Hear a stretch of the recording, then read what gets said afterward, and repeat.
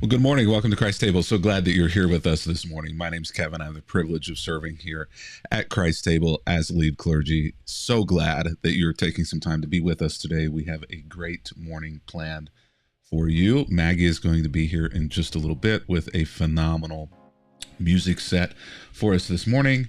And then a little bit later, we're going to be doing some prayer. Invite you to, as always, share your prayer requests. You can do that at any point during our time together. I also want to encourage you to have something set aside so that you can participate with us in communion. It can be wine, bread, grape juice. Those are all incredible symbols with a lot of meaning, but also whatever you have on hand will be perfectly fine as well. I'm kind of excited about what we're going to talk about this morning. This morning's a little bit out of the ordinary for me. In fact, I have a prop or two here with me. So looking forward to doing that. I also want to make sure that making sure that we're live everywhere that we're supposed to be live. But I also want to make sure that we get this question up for you to answer this morning. What is your favorite physical activity? That's our question this morning here at Christ Table. Love to see everybody checking in and saying good morning. I have the privilege of seeing all the feedback live as it comes in. So today's question is, what is your favorite physical activity? Now, my thought here is not just the physical activity that you enjoy watching, but the favorite physical activity that you enjoy participating in. Now, I know for some of us, our favorite physical activity that we enjoy participating in, it may have been a long time since we participated in that physical activity. Or there may be limitations that we have physically that are preventing us from participating in that physical activity, or maybe just other things got in the way. But what is your favorite thing to do whenever you do something physical? Maybe it's cardio related, maybe it's group fitness related, perhaps it's an individual sport, whatever that may be. What's your favorite physical activity? And I see at least one coming in that I had not thought of, but is all the rage right now. Pickleball has taken the world by storm. It's everywhere, right? And it's a great activity. I have played pickleball a few times. My family absolutely loves pickleball. It's one of those activities that's hard not to like. And for those of us whose bodies don't always cooperate at this age the way they used to at a younger age, pickleball is a great way to remain physical and not suffer a lot of physical trauma. Back when I ran a marathon, I said to myself, I probably will never do this again just because of the physical trauma that it put on the body. So what is your favorite physical activity? Also want to remind you that we are in the middle of a study, this bittersweet study. I say in the middle, I think this is actually the last week of the study. I think we have 4 more days in the study. Wednesday night, I think, is the final Wednesday night is the final book club. We do the last 2 chapters in this book. We'd love to have you join us, even if you've not read it. If you'd like to get the box of materials to go along with that, you can do that by visiting go.christtable.today/box. We also have a cereal drive that's going on where we are providing cereal to one of our local communities that we partner with regularly up in Indiana. And so, check your email from last week. There's information about that cereal drive in there. If you are not on our email list, we will send out an email this week that also, again, includes information on that drive. You can get on the email list by going to that URL right there, www.christtable.today. So, favorite physical activity, we are going to get rolling here this morning, and it's so good to have you here at Christ Table. Welcome.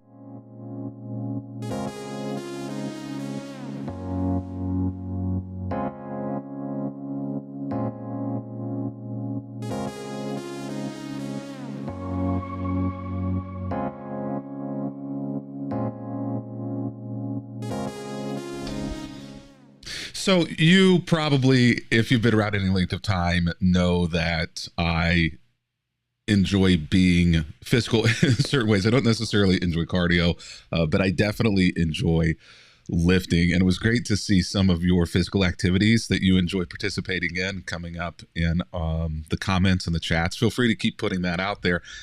Even though it's starting to get colder outside, For most of us, this is kind of the season where we tend to become more physical. Fall is here. The temperatures coming down allow us to be outside a little bit more. I know that for many of us, it's hunting season and an opportunity to get outside and be one with nature and do some physical activity there out in the woods. Many turkey trots and pie runs and Thanksgiving 5Ks happen this time of year. Many of us who don't get off the couch much any other time of year will participate in something around Thanksgiving, knowing that that big meal is coming up, hoping that it will offset all of those calories that we are about to engage in gratitude. We had pickleball. Yeah, Brenda, favorite activity is cycling. Cycling is another excellent sport. One of my sons, for his birthday, just got a bike and is really enjoying riding it back and forth between our house and his grandparents' house. Physical activity is something that is important, and sometimes physical activity is something that we take for granted or don't think about until we're not able to do it. I want to introduce you to something that has perhaps been my closest companion over the past 4 or 5 months.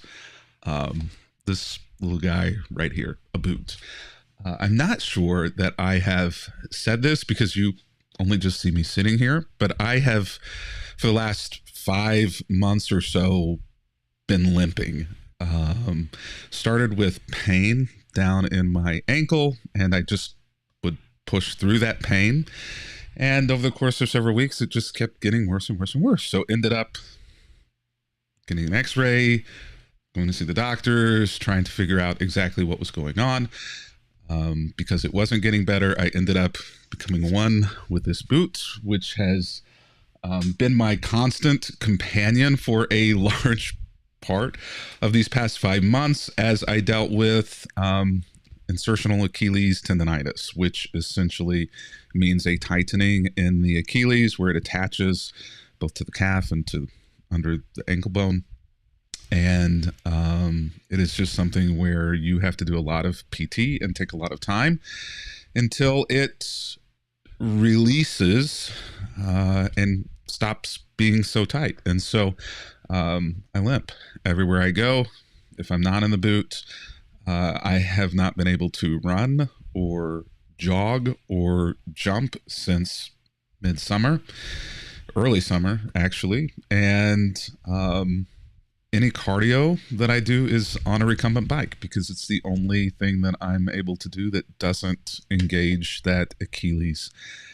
And so we were, personal story, right? We were at an activity with the kids this past weekend, and there was some running and jumping, and I was being a little bit more physical than I should have been, and I jumped and felt that pain that I knew meant that I had done something that I should not have done. And so I was hoping to avoid surgery, but rather than look at 3 to 4 more months of PT, hoping that it will heal itself, this Wednesday I'm going in for surgery in order to, through surgery, release the tension in the calf that it's placing on the Achilles. And also, while they're in there, they're going to shave down a bone spur, which they say is not interacting with it or causing problems, but while they're there, might as well do it. It doubles or triples the recovery time, but if you're going to have it done and be in a splint for a couple of weeks and have to be off it completely, no standing, on crutches for a few weeks until Thanksgiving and after, and then in a boot and in PT for a few months, might as well just have it done. So all of that is it so that you can, whoa, Kevin, sorry, yes, tears. I've kind of learned to live with it, but whenever you read passages like this from Paul or from others in scripture, it gives kind of new meaning to it whenever you're going through something that colors your perspective on what's being said in that text. So Paul, the writer of Hebrews, who we don't actually know who the writer of Hebrews is. In fact, the writer of Hebrews could have been, and maybe most likely was, a female. It could have been Priscilla.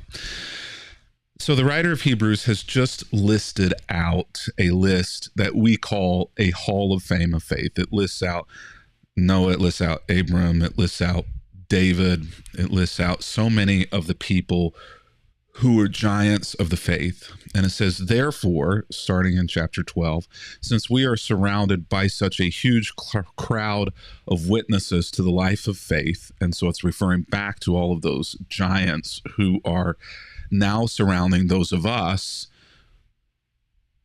let us strip off every weight that slows us down, especially the sin that trips us up, and let us run with endurance the race that is set before us. I can't do turkey trots. I can't do pie runs. I can't do marathons or 5Ks or 3Ks or any of that. And I have not been able to run, let alone walk, for months and months and months. So this idea of let us run with endurance the race that is set before us, I'm kind of standing on the sidelines saying, I would love to run a race. I would love to get involved and be able to do that. But I can't. So what I have to do is do what that beginning of the verse says, strip off all the things that slow me down, especially the sin that so easily trips us up. So sin is missing the mark. Sin is something that stands in the way of us being our best selves. And so that is essentially what has been going on with this boot, right? This boot has been allowing me to get by, but it doesn't allow me to run the race. It stands in the way of that, just as my injury stands in the way of that. So sometimes there are things that are internal, and sometimes there are things that are external that stand in the way of us being able to accomplish everything that we were designed to accomplish. I'm not going to win the Olympics physically right now. I'm not going to win any races, a 3K, a 5K. I couldn't even win a power walk right now. Sometimes, though, in the spiritual realm as well, there are things that stand in the way of us accomplishing those things well. So in the spiritual realm, what do? Well, we keep our eyes, verse 2 says, on Jesus, the champion who initiates and perfects our faith. We have a secret weapon. And that secret weapon of spiritual life is Jesus. It would be difficult, if not impossible, maybe for us to become an Abram or a David or a Priscilla or a Mary. Some of these people who are giants of the faith, a Ruth or an Esther or a Deborah. But we have something in our arsenal to help meet that gap between where we are and winning the race, crossing that finish line and doing so well. And we do that simply by keeping our eyes on Jesus, the champion who initiates and perfects our faith. Because of the joy awaiting him, suffered. We've been talking about that the last few weeks through our Bible study, been talking about suffering and how the one whom we follow, Jesus, he suffered as well. He understands what that bittersweet life is like, to suffer for the sake of good. So he endured the cross, throwing off the shame of the cross. It's not comparison, but endured the shame of a boot. And now he is seated in a place of honor beside God's throne. He won by suffering. He got ahead by enduring, by hanging on, and by taking the next right step, even when that next right step wasn't easy. Think of all of the hostility he endured from sinful people. Then you won't become weary and give up. After all, you have not yet given your lives in your struggle against sin.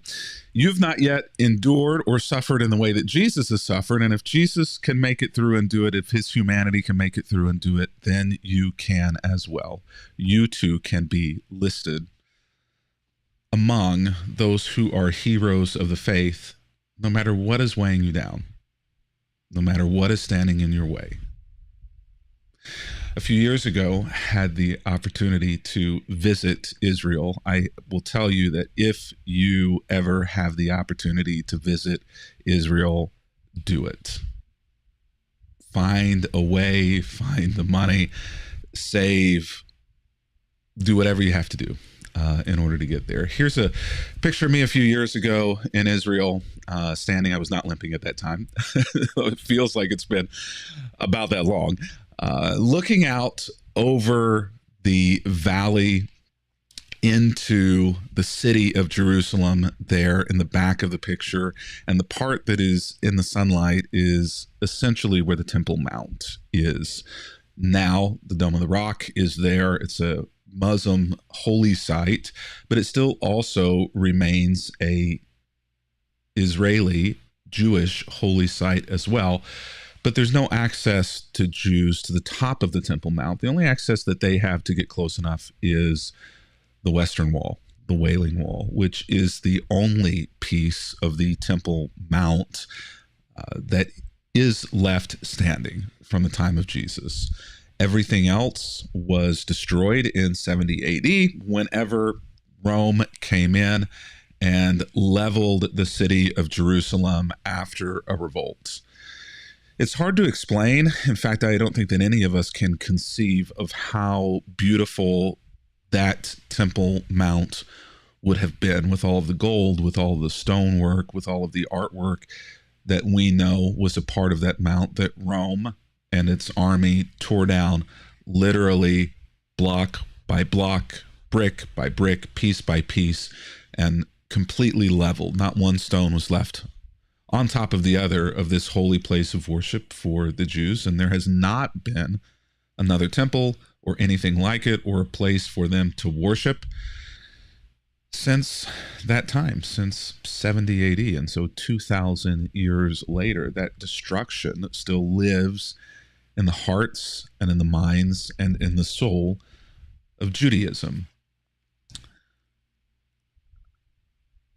There is, in today's passage in the lectionary, in the church you're reading, a part of Mark in chapter 13 that references this event. Let's just go ahead and read it. Mark 13. As Jesus came out of the temple, the one that was just pictured there for us in the rendering, one of his disciples said to him after worship, "Look, teacher, what large stones and large buildings. Look at the grandeur of this place where God is said to reside. Look at how amazing this is." They're thinking this is going to stand forever. Jesus asked him, "Do you see these great buildings? Not one stone will be left here upon another. All will be thrown down." And then a little later, when he was sitting on the Mount of Olives opposite of the temple, Peter, James, John, and Andrew privately pull him aside and they say, "Tell us when this is going to be. What will be the sign that all of these things are about to be accomplished?" Then Jesus began to say to them, "Beware that no one leads you astray. Many are going to come in my name and say, 'I'm he.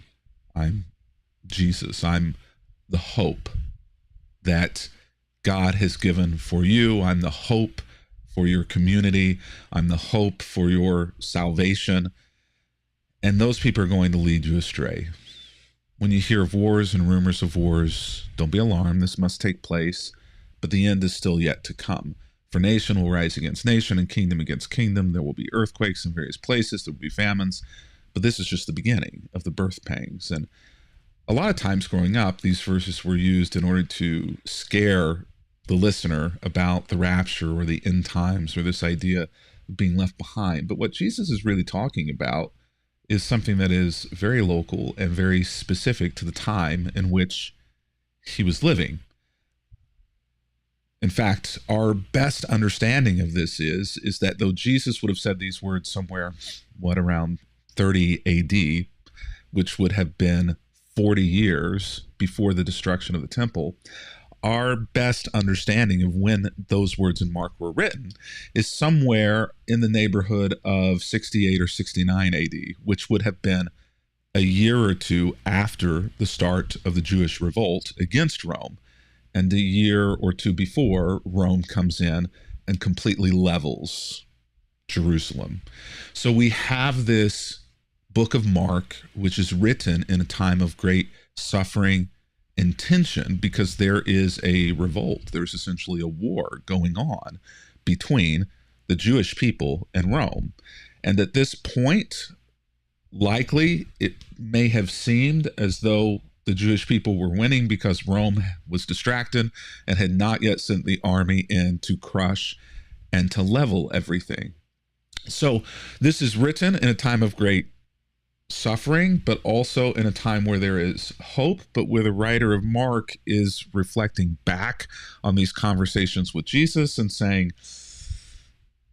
this may not go well.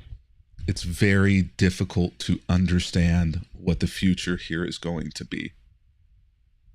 I think that we can understand that idea of a very unknown future no matter where we find ourselves. I understand what a very unknown future looks like. I'm going into a major surgery on Tuesday with an extended healing process after that trauma, mainly because of the location where it is. Healing tends to be very slow. And though the success rate is very high, you never know. Never know what the outcome of that is going to be. As we've talked and we know over the last few weeks and months, but especially the last few days, we understand that here in our nation, we are in a time of great unknown. It's very difficult to know what the future is going to hold. There is hope mixed with fear, mixed with anxiety, mixed with moments of peace. And everybody, I think, is kind of holding their breath just a little bit and waiting for a moment to either justify that fear or release that anxiety. These are the same things that happen in our daily lives, oftentimes in our finances, in our relationships. For those of you who are going through medical things like me, you get that. Many of us experience these things just the same way that the writers and the hearers and the readers of these texts in the first century would have imagined them and would have experienced them. And so this idea where the writer of Hebrews is saying, you're surrounded by such a great cloud of witnesses who are watching what's going on, and you can't control the outcome of the race. You can't control the other people who are alongside you. You can't control the obstacles that you're going to face along the way, but you can control you. You have to be the one to strip off the things that slow you down. You have to be the one who pays attention and looks out for the things that are going to trip you up. You have to keep running with endurance the path that is set out for you. You don't get to choose the race path. Run a marathon, run a cross-country event, run a 5K. You don't get to choose the race path. You don't get to choose the obstacles. You don't get to choose the twists and the turns. You just have to keep moving if you are going to cross the finish line. In the spiritual realm, you do this by keeping your eyes on Jesus. So these things have all kind of been in my head this week as I think about this idea of wanting to run a race well, but having so many things that have prevented me from running a race well, where I couldn't. And so I finally made a decision that I have to take some action. I have to make some decisions. I have to take some risks. I'm going to have to endure some pain and some recovery in order to be able to run a race again. I have to do some hard things. I think whenever we look at the races that we're running, on the things that we're facing, we have choices to make as to whether we just hands off, whatever will be, or whether we be intentional about doing the things that we can do, refining ourselves in order to make ourselves run it ready and capable of doing the best that we can. If we keep reading in this passage in Hebrews 13, which usually most pastors and preachers stop there, I will admit that every time I'm in this passage, I do as well. The writer of Hebrews goes off into a conversation about discipline and about disciplining ourselves, and how God also oftentimes disciplines us, his children, in order to refine us. But there is then this extended continuation of what's begun in Hebrews chapter 13 that maybe I've noticed it, but I've never noticed it in quite the same way that I noticed it this time. So after saying all of those things, the writer of Hebrews comes back and says, so take a new grip with your tired hands and strengthen your weak knees. Whenever we go out shopping, I'll either sit in the car, or if I go, I'll often sit down, because it takes so much work and so much effort for me to walk and endure that pain of walking that I don't have a lot of energy. I have to take lots of breaks. I'm usually walking further behind the family. And so making this decision to go on through the surgery, it's taking a new grip with tired hands, and it's deciding to strengthen my weak knees. Mark out a straight path for your feet so that those who are weak and lame will not fall, but will become strong. I understand this from the physical side of things. I know that many of you understand this. You know, the shortest distance between 2 points is a straight line, right? I'm at the point in my physical life where the straight line, that's what I'm looking for. Wherever you find yourself, whatever you're struggling against, maybe it's physical, maybe it's emotional, maybe it's relational, maybe it's financial, maybe it's spiritual, maybe it's medical.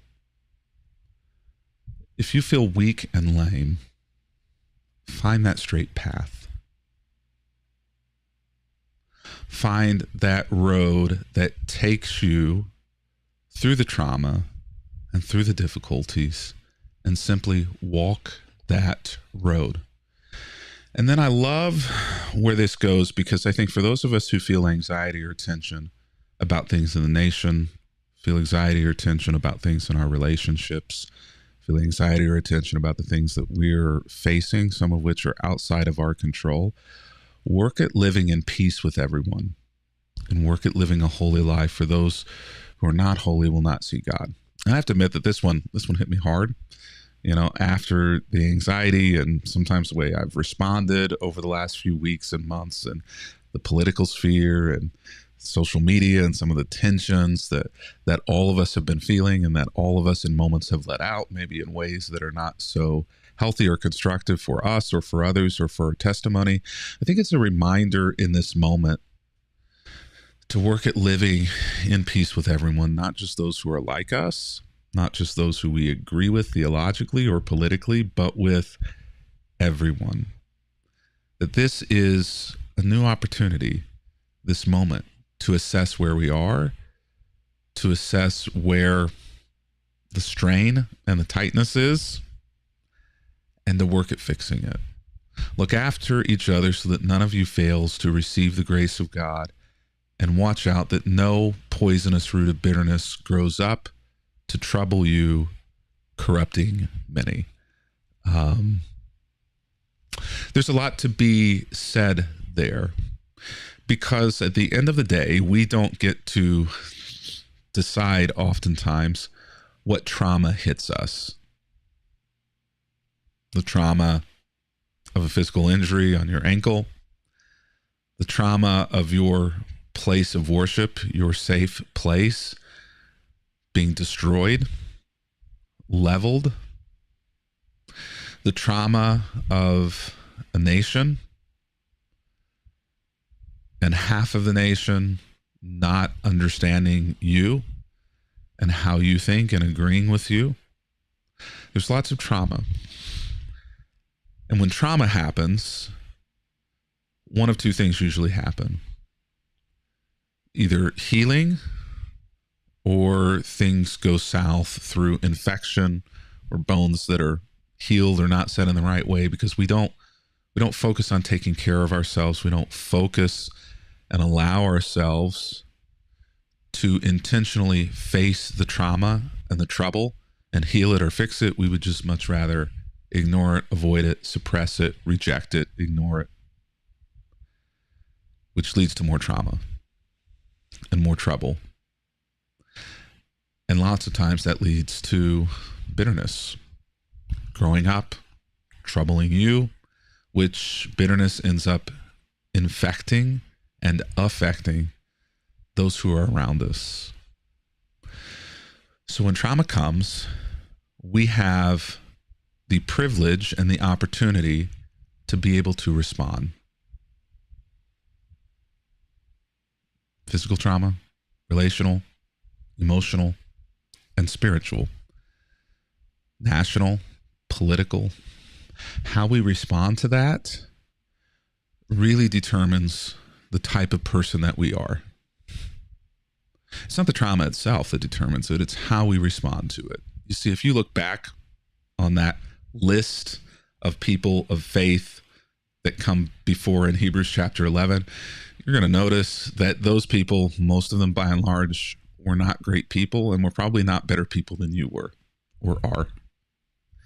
But sometimes the difference is that they responded to their trauma in ways in which were radically healing and radically God-focused. And that will determine, too, for us, whether we are heroes of faith or zeros of faith. Maggie?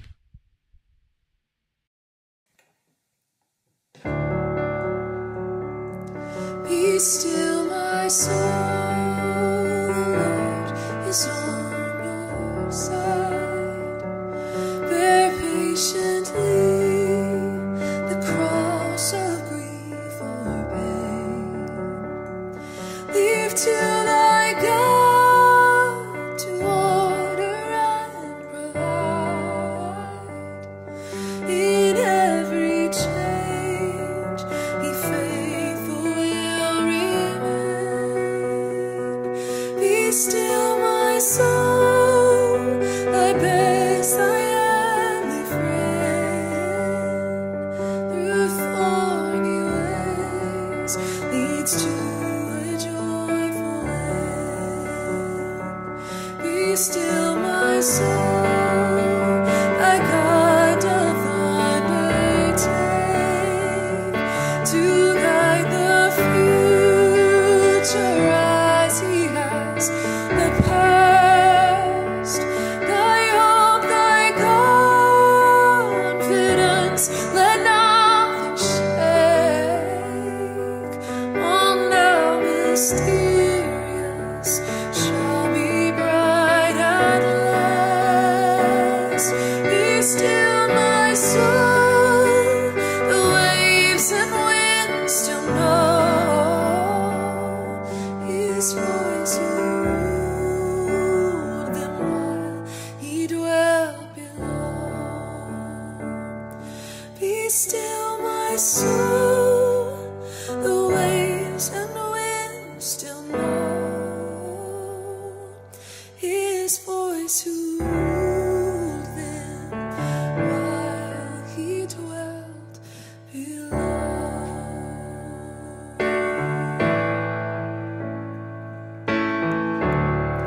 Be still, my soul, be still, my soul, be still and know my God is here.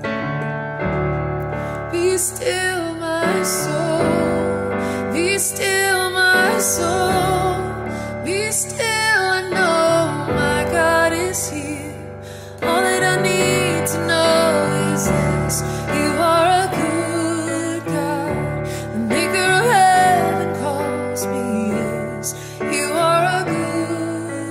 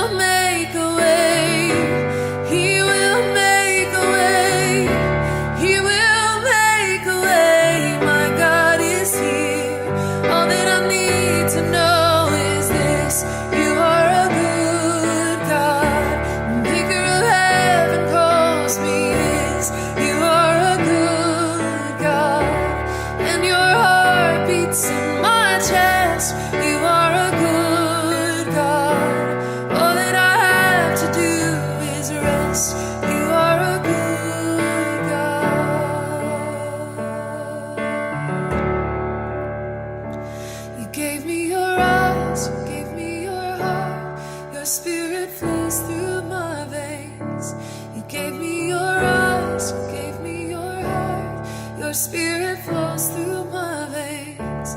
You gave me your eyes, you gave me your heart. Your spirit flows through my veins. You gave me your eyes, you gave me your heart. Your spirit flows through my veins. You gave me your eyes, you gave me your heart. And you had a plan right from the start. And I know who I am, 'cause I know who you are. And you are a good God. All that I need to know is this: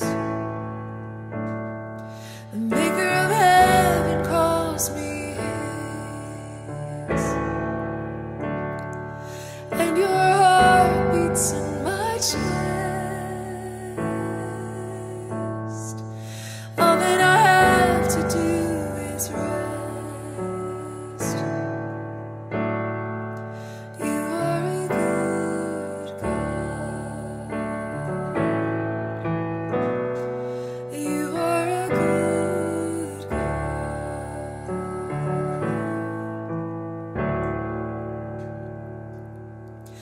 Be still, my soul. The hour is hastening on, when we shall be forever with the Lord. When disappointment, grief, and fear are past, sorrow forgot, love's purest joys restored. Be still, my soul, when change and tears are past. All safe and blessed, we shall meet at last.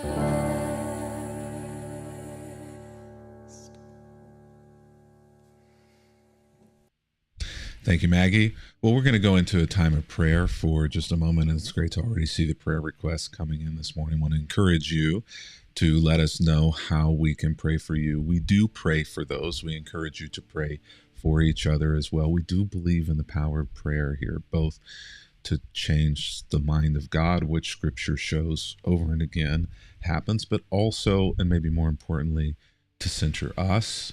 And oftentimes prayer changes my heart and my mind. And so we encourage you to put your prayer requests in the comments or the chat wherever you're watching this morning, or if you're not watching live, whenever you're watching, we do still see those and pray for those. If it's too deep, too personal, too long, feel free to just put unspoken request or pray for me.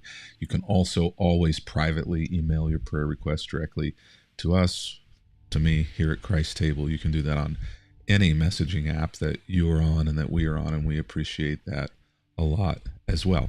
At the end of our prayer, we will put up the words to the Lord's Prayer. We encourage you, wherever you are, to pray aloud the words of the Lord's Prayer with us as an act of faith as well as an act of community.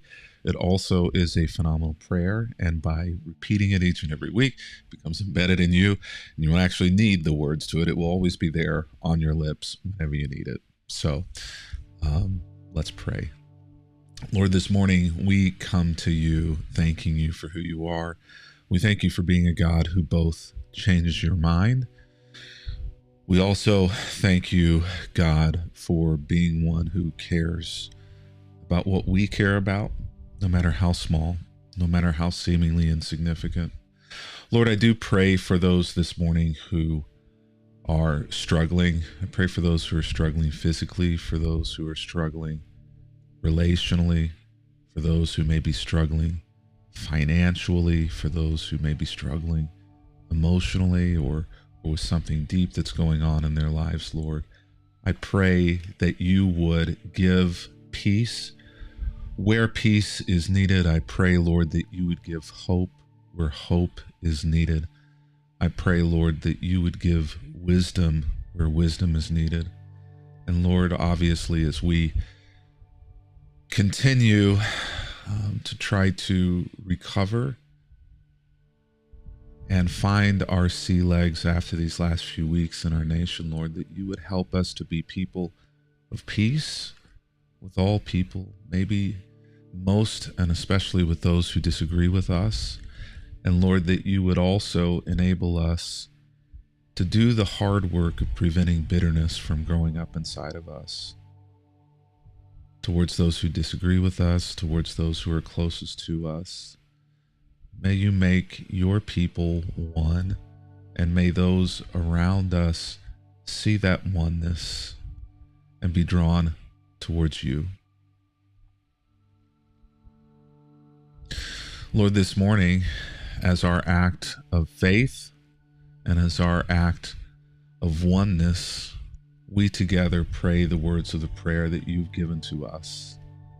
Our Father, who art in heaven, hallowed be thy name. Thy kingdom come, thy will be done, on earth as it is in heaven. Give us this day our daily bread, and forgive us our trespasses, as we forgive those who trespass against us. And lead us not into temptation, but deliver us from evil. For thine is the kingdom, and the power, and the glory forever. Amen. Well, it's time for us to share in communion together. I hope that you have gotten something that you can participate in communion with us. If you have bread, wine, grape juice, that's great. If you don't have that, feel free to go ahead and whatever you have on hand will be fine. Pieces of last night's dinner, leftovers from this morning's breakfast, candy from Halloween, whatever that you hid from your kids. I don't know. Whatever you have will be great for communion, because communion is simply an opportunity for us to have a physical reminder of Christ's presence and forgiveness that we take into ourselves. It also is a physical reminder that we are not alone, that other people are taking and receiving communion at that same moment with us, sitting shoulder to shoulder, a part of the family of faith, not just in our location, but around the world. And so on the night that Jesus was betrayed, tortured, and executed, he shared a meal with his friends. And at that meal, he took some bread that was on the table, he broke it, and he gave it to his disciples. And he said, "Take and eat this, for this is my body, which is given for you.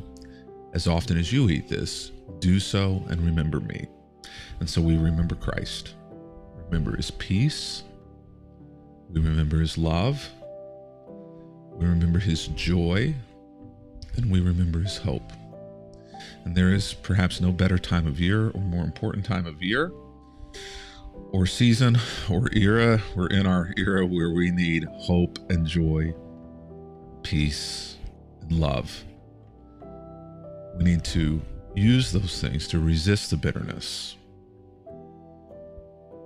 and to show a better way to those around us and to live a better way ourselves. This do in remembrance of me, Jesus says.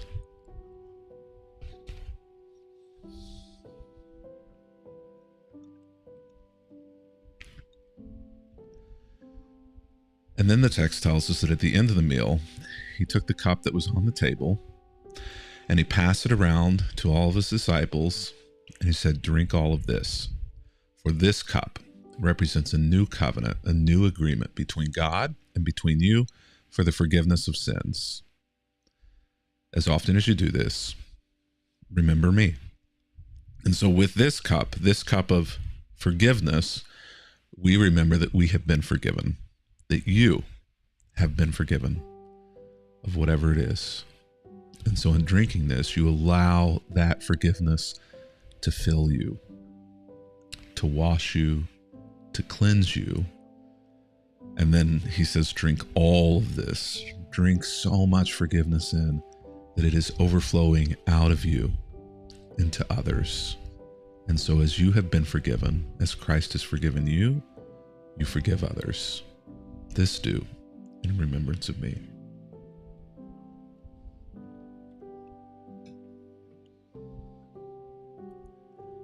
May the Lord bless you and keep you. May the Lord make his face to shine upon you and be gracious to you. May God's face radiate with joy because of you and bring you peace. And may the peace of the Lord Jesus Christ go with you wherever he may send you. May he guide you through the wilderness, protect you through the storms. May he bring you home rejoicing in all the wonders that he has shown you, and may he bring you home rejoicing once again soon into our doors. Well, it's been good to be with you this morning. Looking forward to being back with you tomorrow morning as we continue on this final week of the Bittersweet Bible Study. We'll be here at 9 o'clock a.m. live wherever you're watching this. 8 a.m. Central, 7 a.m. Mountain, 6 a.m. Pacific. Or if you're not able to be there with us, then it will be archived. And we hope you'll join us. Look forward to being back with you here next week as well on Sunday as we celebrate the coming of Thanksgiving, hopefully with a bit of gratitude. God bless. Have a great week.